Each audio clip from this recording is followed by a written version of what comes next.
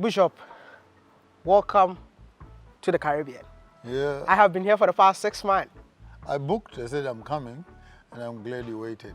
No, I told you. You told me wait for me because we've been trying to meet for a very long time. Zimbabwe, we missed each other. Zimbabwe, we missed each other. You were in Namibia, I was in the north. You were in Oh, mercy. south, we couldn't meet. And here we are in Jamaica. First time. First time meeting. But I've seen the great work you're doing. You're doing better than me. No. Me, maybe I'm doing the same thing, but different spaces. No. But, Bishop is more spiritual. I listen to Bishop and I'm like, oh my goodness. Africans belong to Africa.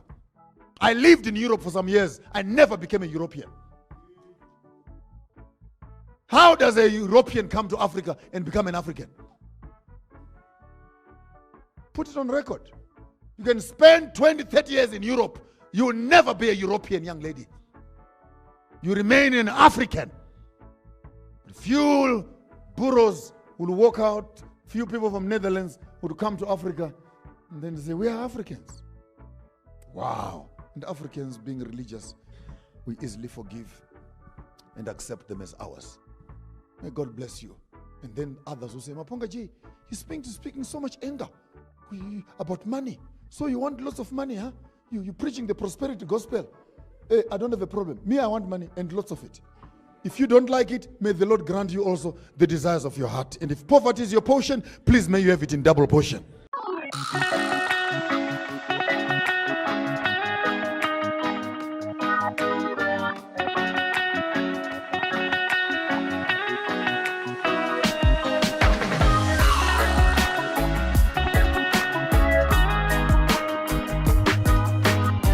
This man is so deep. I feel like you're so deep in terms of the message that you used to share. But why do you call yourself a bishop though? nah, those are things what people tell you, man. My name is Maponga Joshua.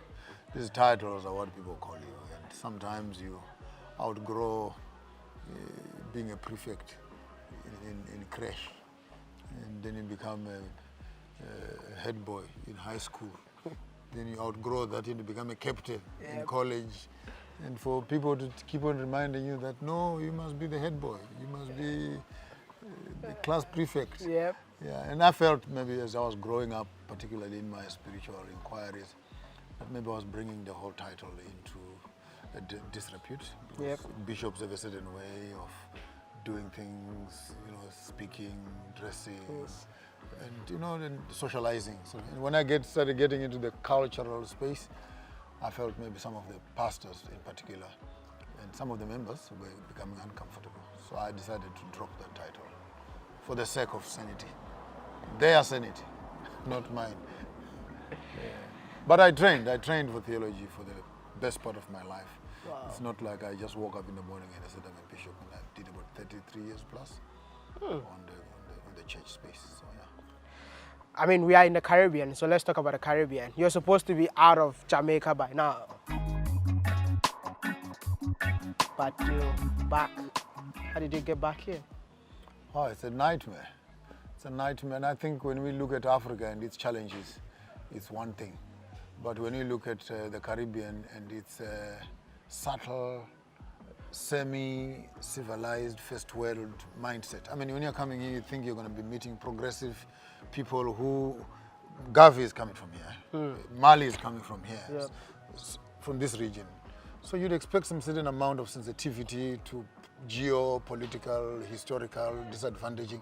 But to have black people now sitting in positions of authority and reinforcing with power and force the draconian laws of colonialism, unbelievable. So I came in here because I was avoiding the visa ports, both in Europe, Middle East, and in America.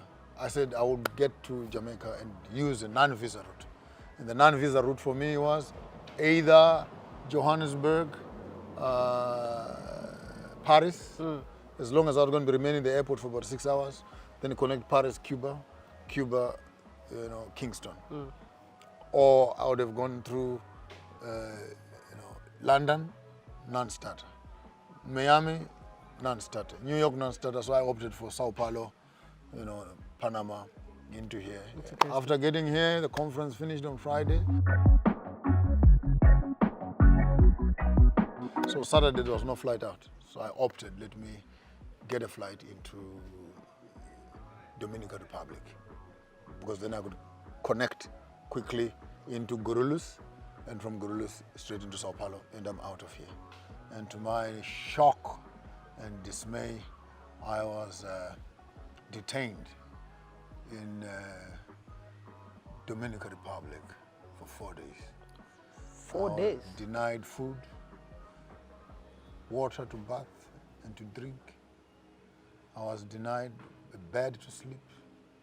I literally sat on the bench for 4 days. I bought 4 tickets to go back home, and all those tickets expired with their instructions that go and get something like this, I go and I make an internet, phone my wife and phone people, buy tickets, I come and bring them. No, the airline does not want to carry you.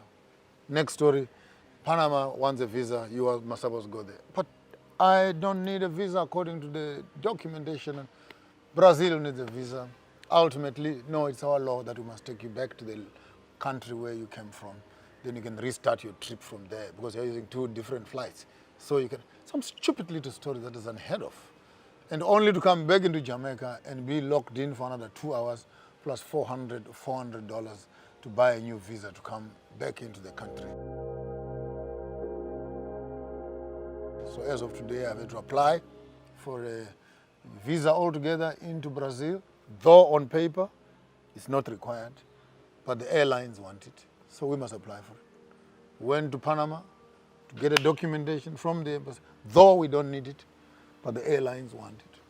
So when I get those documents, I hopefully can begin to move away from here and go back home. But if anyone is coming to Dominican Republic, at your own risk. They are racist, they're very segregative, they are horrible, there's language barrier, they are just terrible people. How was the experience like being locked up for 4 days, man? I think it is slave trade on steroids. That you can be having credit cards in your hands. You can be a door. Literally from where they locked me up, the door which was selling food was like where that tree is. And they would put guards here not to make sure that I don't go there and buy food. My goodness. And just sit there. My embassy called. They wrote a letter. I can show you the letter to release, but they just said their own ambassador for Dominican Republic, who is in Cuba, liaised with my embassy to say release that man. They still refuse. So I became a prisoner in the Caribbean. And where I was, by the way, Domingo means the dogs of God. And this is the place where also the slaves would arrive and be kept in prisons there, and then distributed in parts of the Caribbean, including here where we are. So I felt that maybe it was more as a spiritual thing that I had to experience this, but it was horrible. It was horrible. But you came to Jamaica with a visa too, right? Yes. And then when you arrived, the same visa should have allowed you to enter again. And again, this whole visa thing is a big scam.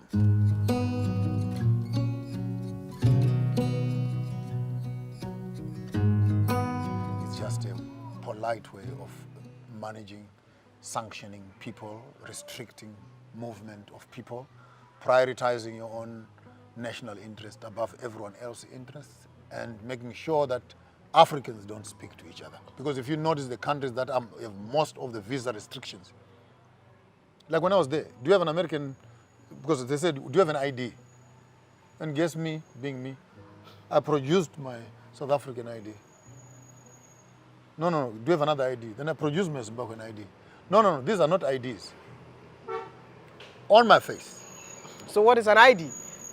No, an ID is an American ID, a European ID, a British ID, or a Canadian ID. Those are the ID. Those are IDs. The rest of this is not ID. That's not ID. But he said he wanted an ID. And me being me, I said, how can you say another sovereign country's ID is not an ID when you ask for an ID, and what do you think this is? It's not written national identity card? No, when we talk about ID, we only mean America, Britain, and Canada. I think it's extremely hell to travel in the Caribbean as an African. And West, I think our brothers here and sisters have been brainwashed also to be suspicious towards their own brothers. And it's sad, Because just imagine, the Caribbean in its totality, maybe it houses a couple of millions of people. If you can take the amount of human resource in the Caribbean on its own, and they could focus at servicing Africa, there's no one in the Caribbean who should be out without a job. Highly skilled job. America is harvesting from the Caribbean. Europe is harvesting from the Caribbean. Imagine the amount of resources we have in Africa. If the Caribbean could just open its borders and allow the trade of uranium, of gold, of platinum, power stations, allow the ships. And this really pisses me off, sorry for the language, that during slave trade, ships docked at Ghana there, docked at Gorée Island, docked at St. Helena, and moved straight to the Caribbean. Immediately slave was closed. To come back on the same route, you must do an extra 35,000 kilometers to the left and to the right. And to date, as we speak right now, there's no direct flight between all the islands and Mother Africa. Yet Gavi, yet Mali, we're all talking about repatriation and moving Africa. How do you move back home when you don't even have the transport? Or the routes. I'm looking at all the Caribbean ministers. I'm looking at all the Caribbean presidents, all the Caribbean governors. You must be sick in your heads and wasting time sitting in your offices, smoking and burning taxpayers' money when you cannot deliver the tears of the ancestors who sleep on these grounds, who all they wanted was to go back home. And you'd sit in office and make sure that the citizens, the young people, the young generation, will not even know which route to go to Africa. Imagine a high school boy who simply wants to trace his routes, and he's told how many visas do you need just to get across the ocean. Why can't we make it easy? Imagine your son coming here to study, my daughter coming here to study, bringing me home a Jamaican husband, going there, bringing home a Zulu girl. Cultural integration would begin to neutralize this issue. But until we begin to have this conversation, and I'm glad me and you, as you representing the North, me representing the South, we're here to come and tell the fellow Caribbeans that you don't need to be strangers. We are your brothers and we are your sisters. We are not criminals. See, anytime I pick up my passport that I'm about to travel within the Caribbean, I get scared. And I've been talking about it. People even felt like I was making their countries look bad.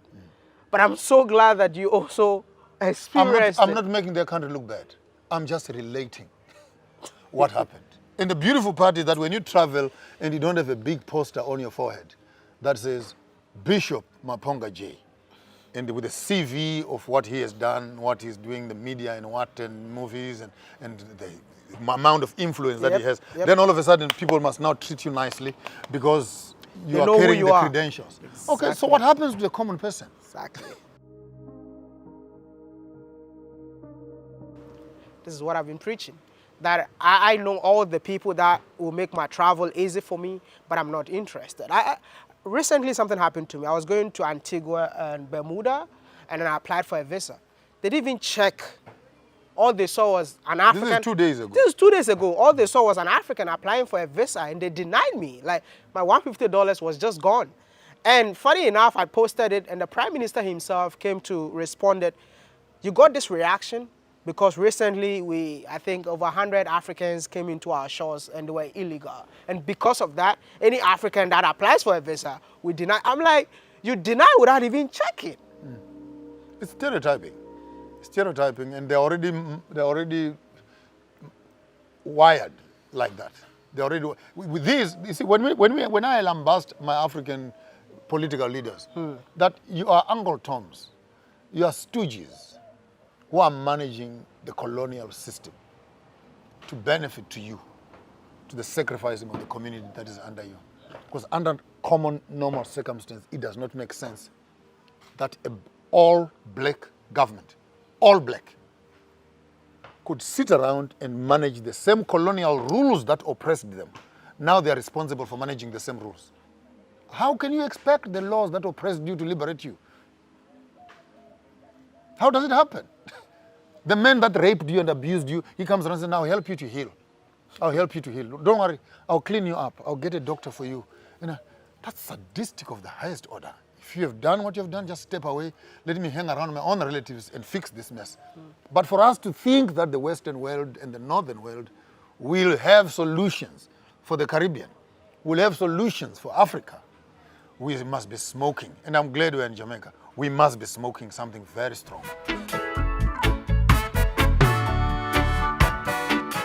After being here, what would you say that will be a solution for both Africa and the Caribbean?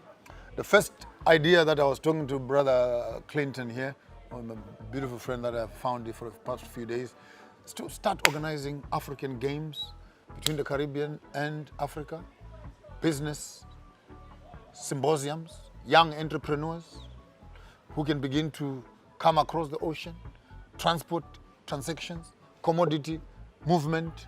But for a start, even cultural exchange programs. I want actually to open up a cultural center in Jamaica here and then call other African spiritual people to service the black community within the Caribbean who badly need spiritual guidance in one way or the other, which has gone far into Catholicism, far into Rastafarianism and etc., far into Christianity and etc. And Jamaica on its own has the highest population of churches in the Caribbean. How many per square kilometer? No, so immediately these people are all churched people. Guess where they want to go? Heaven? You can't talk anything to someone who wants to talk about the state of the dead when they can't even understand the state of the living. Their minds are on some pie that is in the sky. They can't see the resources that are in their hands. They keep on praying that God must come through. But God is knocking at the door and they won't open the door. So it's a mess. It's a mess, and I think it's high time, and I'm glad we're here to tell the Caribbean community, don't listen to politicians. There are more business opportunities in Africa. All you young ladies who think that they are not meant to marry, hey, before you give up on life, get a passport. Exactly. Am I lying? No, you're not lying Go get at all. yourself in Nigeria and Ghana and Zimbabwe some nice green bananas, some Zulu chief and strong young men, and get yourself married. And vis-a-vis, this is the kind of, we have come here to tell you that you can come to and this is a beautiful story, I think. Yep. We have come here to say there are people here. And we can go back there and say, we saw them, they are alive there. And we hope that through these conversations, they could begin some... And what is that one common thing that you found that is so similar with Africa, in the Caribbean? Oh, well, the old people that I've been living with are very grounded, very grounded. They feed you like you are going out of, it's going out of fashion. And they are highly spiritual. And I think at a deeper sense, the lack of identity or the blurred memories of distant past that they have, the little that they have left of what identity is all about, now they're really holding on to that. And I find that their ways of cooking could be the same. I found some yam here, found some plantain here also. Though in the south we only have cassava and lots of fruits here. And highly spiritual. Jamaica is highly spiritual, and I was greatly blessed. I did St. Anne's, I did St. Martin, St. Thomas, and I did Gavi, I did Mali, I did the Rastafarian community, and quite a learning experience for me. Your final message to Africans watching you right now? We are one people. We are one nation, separated by the great ocean. Mabele Made, the woman with the big breast, who feeds both children on either sides of the river. So the Caribbeans can breastfeed. The Africans can breastfeed. We are one nation. Let's build the Africa that we want, and the Caribbean must be the 55th country on Africa Union. Thank you. I will see you in Africa. This is just an introduction. Yeah.